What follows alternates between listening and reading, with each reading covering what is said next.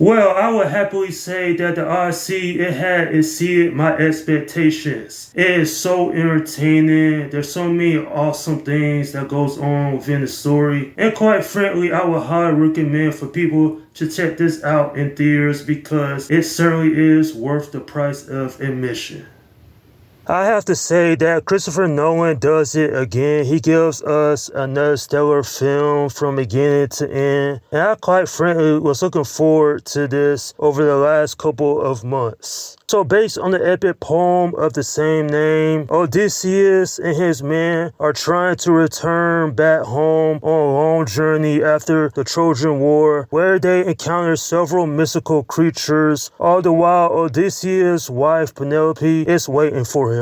Man, I'll tell y'all, this is the movie of the summer. I had so much enjoyment with this. There is several elements I really appreciate: the acting, the storytelling, the character development, and so many other things all comes together to make this quite a memorable cinematic experience in my opinion. But what makes this movie even more impressive, the themes of war, guilt, and hospitality resonates heavily throughout the story, which in turn makes it even more of a spectacle when it's all said and done. Now, the characters in this film, a lot of them have some interesting backstories. Matt Damon did such an incredible job playing Odysseus. I was rooting for this character. Him going on this journey, he faced a lot of dangerous obstacles around the way, him and his men. Tom Holland, his character kind of pissed me off. Not that he did a bad job or anything. It's just that Telemachus, he kind of was a coward. And, without spoiling much, doesn't really do anything that well until later in the third act. Anne Hathaway did such a great job playing Penelope. I really did care for that character because she was wondering if her husband was still alive, him going on that journey. And then even an antagonist like Antinous, I really couldn't stand this character. Robert Pattinson did such a great job. And it's just the large cast that this film has. Other cast members like John Leguizamo, Lupita Nyong'o, hopefully I'm saying her last name right.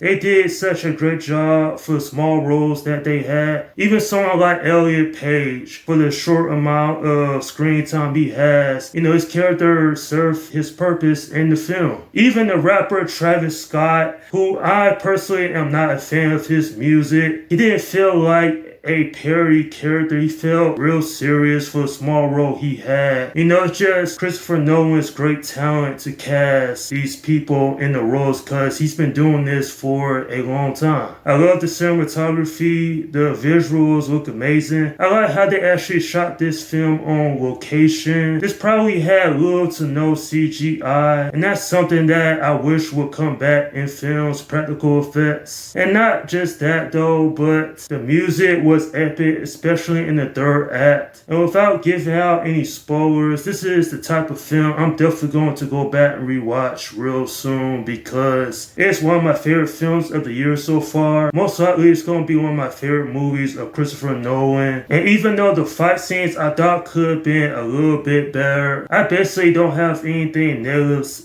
to say about this. This is a movie I will remember for a very long time. At the end of the day, this is damn near a perfect film. It has so many awesome things go on within its runtime. And even if it's nearly 3 hours long, I didn't mind it because after the initial first 20 minutes, it puts its foot on the gas and never lets up until the end credits.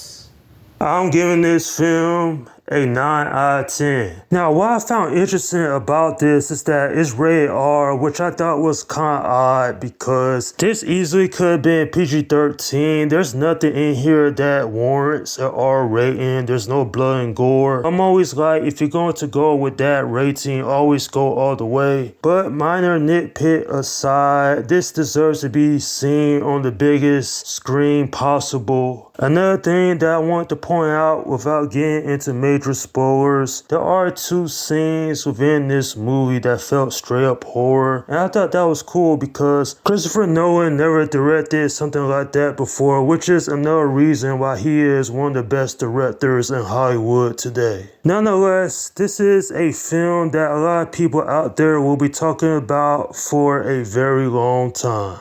And that's my review of The Odyssey.